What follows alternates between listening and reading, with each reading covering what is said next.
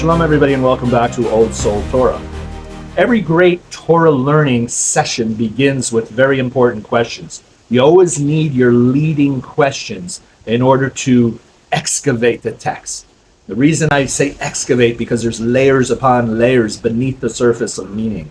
So there's a particular verse in the book of Psalms that I want to bring to your attention because it was found to be very highly problematic amongst earlier generations in trying to understand what it exactly meant.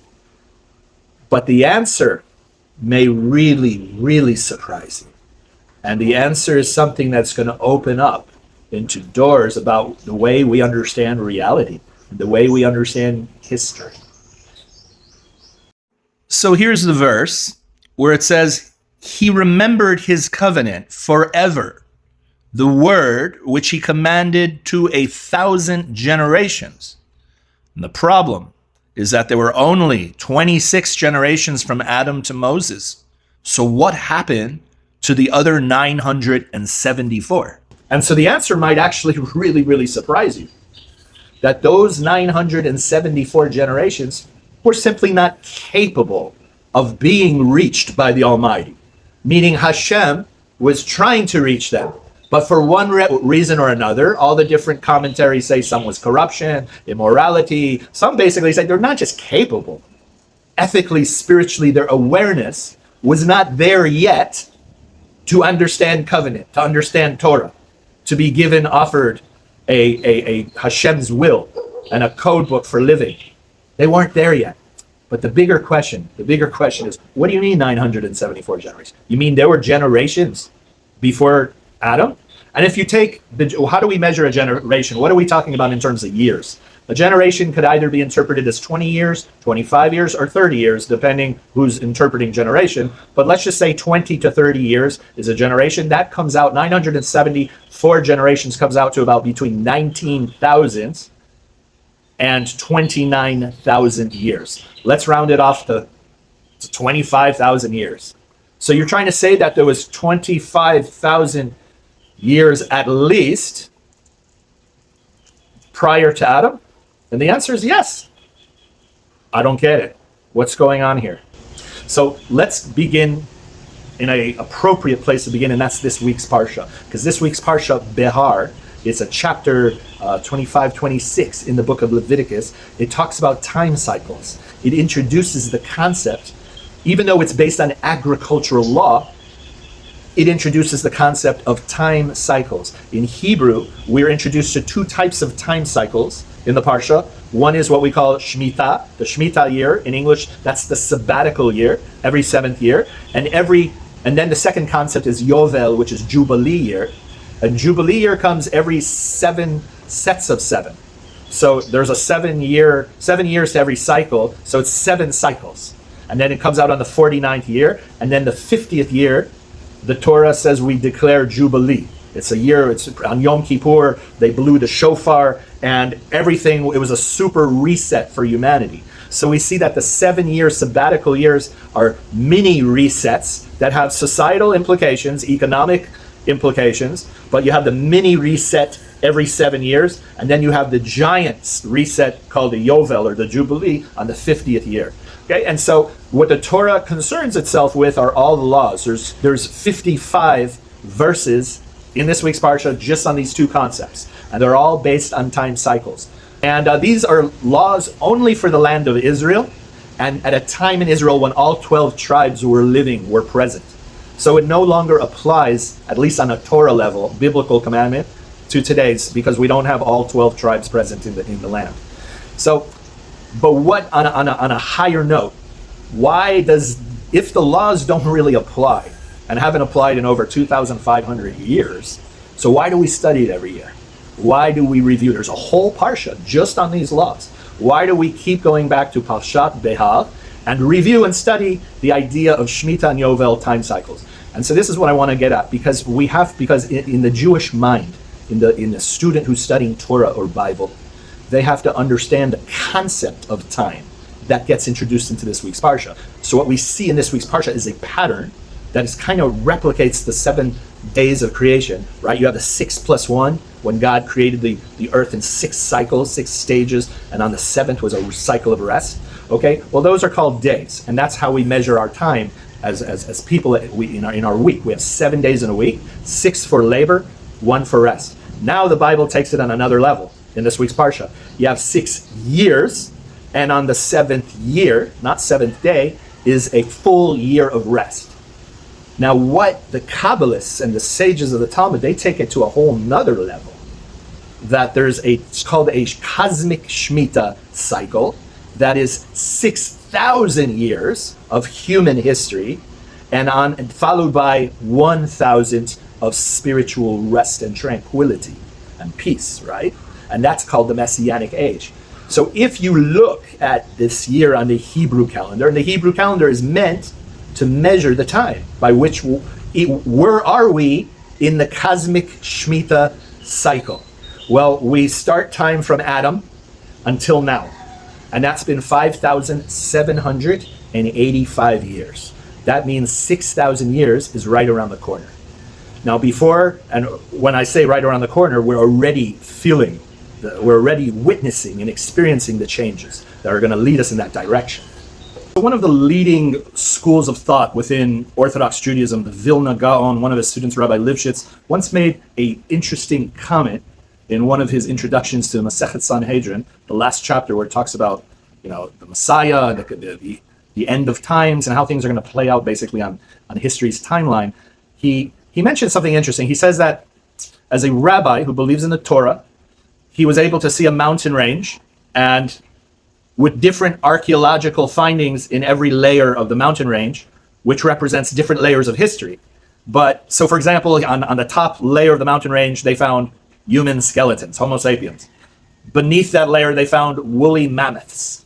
Beneath that layer were these large reptile, dinosaur fossils of dinosaur bones, and then beneath that, older layers of evidence of life on Earth, but they were fossils at this point, before even the dinosaurs.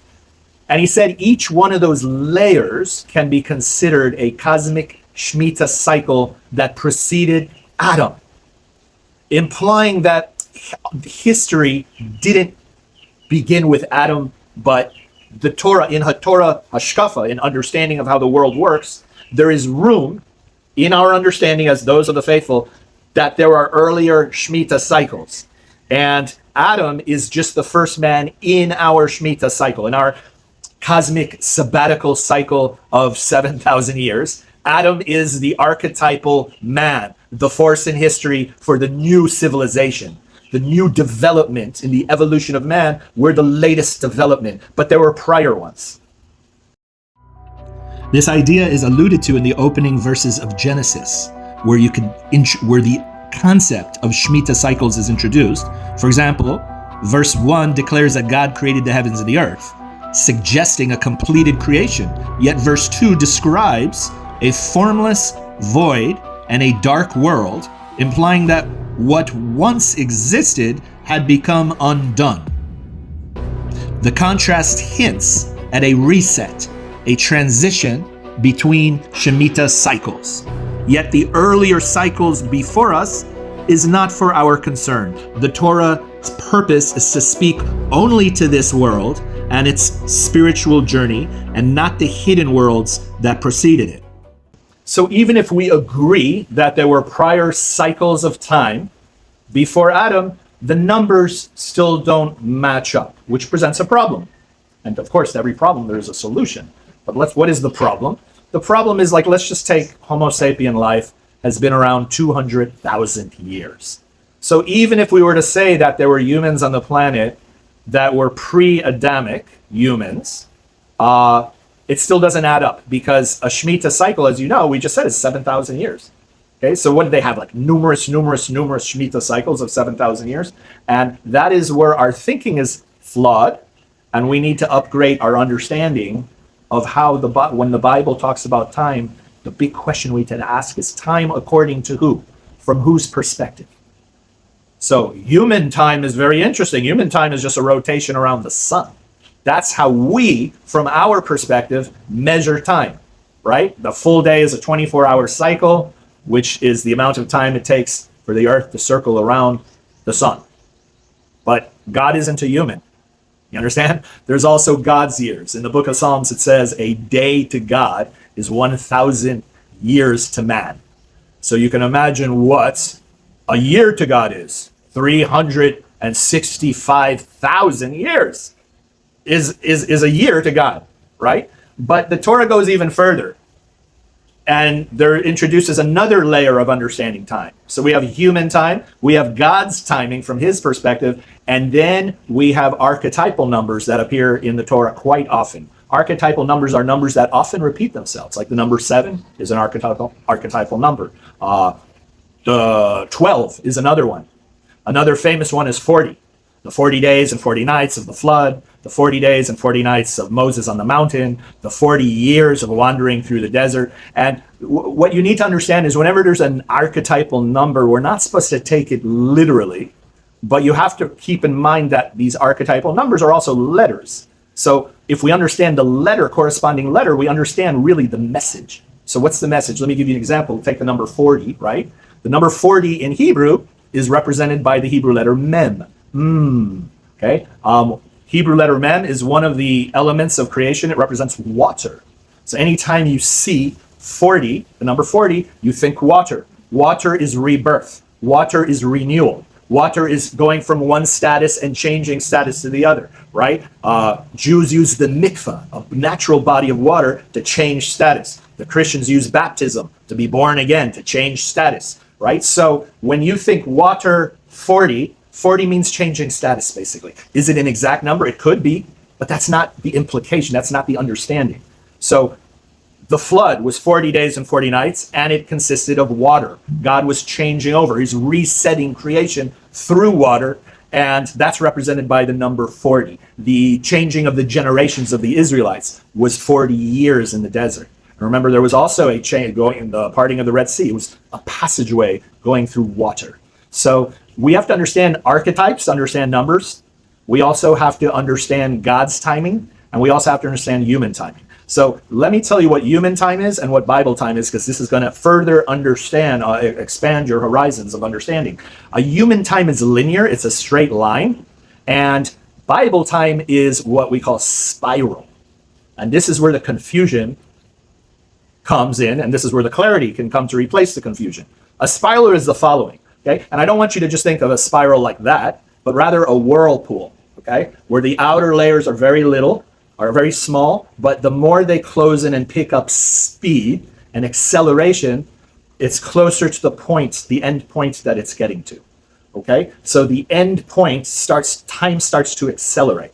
Now, much of the way that God looks at time is growth, evolution, transformation, change. So that means, let's go to some of the earlier Shemitah cycles. Let's say it took 100,000 years of Homo sapien existence to cultivate the quality of empathy, right? Okay, and why do I say empathy? Because that's, there's a rabbinical opinion, that's why God destroyed the dinosaurs. They weren't capable of empathy. They were these living creatures that are reptiles. Reptiles are not very intelligent, and they lack empathy. So in order to create a creature that was further along that could resemble the qualities of our maker and creator God, there was a new set of animals that needed to replace these reptiles, and that would be mammals. Mammals and humanity are a new set, a new creation, a new developmental stage where the mother cares for the child, where the mother is very protective. And ultimately the father, the first humans, the first Homo sapiens, became very concerned about defending and safety. And so that one step to develop empathy, to learn how to hunt in groups and learn how to work together as a team, these tiny evolutionary steps, how long did that evolutionary step take? It might have taken 30,000, 50,000, 100,000 years just for that step, but in God's eyes, it's only a step. You understand? So for every step of growth is a cycle on the whirlpool. So the outer rings means there's very little change in a long period of time, a little bit of change, okay? Then the circle goes a little smaller. Then there's more change within a shorter amount of time.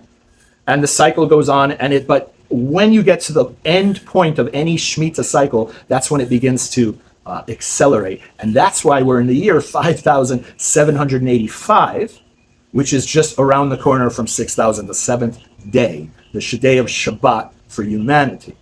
So if you're noticing things are accelerating, the amount of change that's happening in 1 year of our lives currently is equivalent to maybe 10 or 50 years of change and innovation and changing in politics, in technology, even in the ecosystems, the weather, everything. Everything is changing very rapidly now in a shorter period of time. So now we get to the next thing. Let's look at one of the prophecies about this current cycle we're in. And for this, we're going to go into the book of the Zohar, Parshat Noach. In the 600th year of the 6th millennium, the gates of wisdom above and the fountains of wisdom below will open, and the world will prepare to enter the 7th millennium like a person prepares for Shabbat. In the 600th year of the 6th millennium refers to the Jewish year 5600, which corresponds on the calendar we use presently as 1840. At this time, the gates of wisdom above, meaning the higher, the divine, the spiritual knowledge, and the fountains of wisdom below, referring to worldly advancement, scientific and worldly understanding, would both begin to flood the world. For what reason will this happen? According to the Zohar, this is dual outpouring of wisdom as a preparation of the Messianic era, the 7th millennium, the year 6000, which is around the corner, understood mystically as the Shabbat of creation. So what would be the next logical step? Well, let's put the prophecy to the test. I mean, this is a very specific timeline. It's not like at some point in the next 2,000 years, the Messiah will come, or at some point in the next 5,000 years, the children of Israel will return to their land. It's not something like that. We're talking about a very specific time. So let's put the prophecy to a test. Let's see exactly what happened in and around 1840. So we're going to start with the wisdom from below, which means earthly or worldly advancements. And the number one is communication, telegraph and instant communication. Number two, the railroads, which led to industrial expansion, which reshaped nations by shrinking distances, boosting industry and uniting economies and societies through rapid transport. Remember, both of these things are uniting people, whether it's telephone or travel, it's uniting the people. And remember, in order for Messianic age to come, we have to be able to identify as a global humanity. Number three is a sewing machine. It revolutionized clothing. Steamships, again, transportation. Photography for the first time. Anesthesia in surgery in hospitals, minimizing the incredible pain we would suffer. Foundations of modern electricity begin to surface. And of course, rubber, which makes it's a durable and elastic material for industrial use. And this is just a partial list. Alongside the technological advancements were the revolutions in thinking. We had Sigmund Freud developing the theories of psychology. We had Charles Darwin and the theories of natural selection and evolution. German philosopher Hegel. We had in other religions outside of Judaism, they were sprouting. Mormonism, the LDS church sprouted, began to surface in the 1840s. Seventh-day Adventists. It's a Christian movement reclaiming the original Sabbath, the dietary laws of the Torah, and moving towards their Hebraic roots. Then outside of and the Baha'i in Iran, in Persia, and which had more of a universal message that respected all prophets on earth, and they recognized the gender equality of males and females, and compassion. Then outside of formal religion, you had these the beginning of alternative thinking, the initial seeds of what later became New Age or alternative type spirituality began to emerge at that time too. But most importantly, the upper waters, the revelation, happened in the Jewish world. You had the Vilna Gaon and his schools of thought.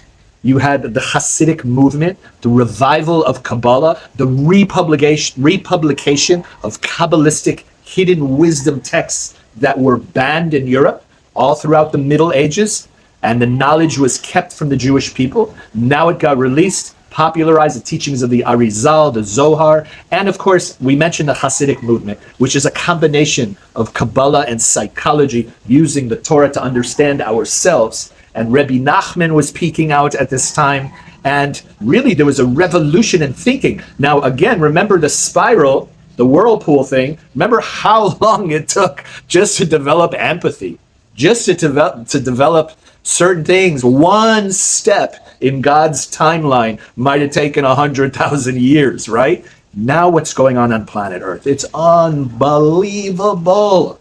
The acceleration is peaking. And we're not even talking about the political landscape in Europe, the civil war happening in America, all these shifts and changes. So was the Zohar pretty accurate about the well springs of wisdom of the waters above and below beginning to flood the earth? It was very, very accurate. But now we're going to the last part that is really, really, really important. In the mid-1800s, a quiet stirring began. The early seeds of Zionism were being planted by souls thirsty and longing for return. Long before the political movements, this was prophecy in motion. As the Jewish people began to come home from the four corners of the earth, the land responded, blooming after centuries of desolation. Not just history unfolding, but a divine promise awakening before our eyes. So much of what shaped our modern world, industry, ideology, invention, religious movement, seemed to ignite all at once in the 1840s. So was it a coincidence, or was it convergence? If time itself is sacred, then maybe history isn't random. Maybe it's rhythmic. The question is no longer what happened, but why then? Does humanity move forward on its own, or are we walking a path written into the fabric of creation? That's the mystery of the cosmic Shemittah, and maybe, just maybe, we're right on schedule.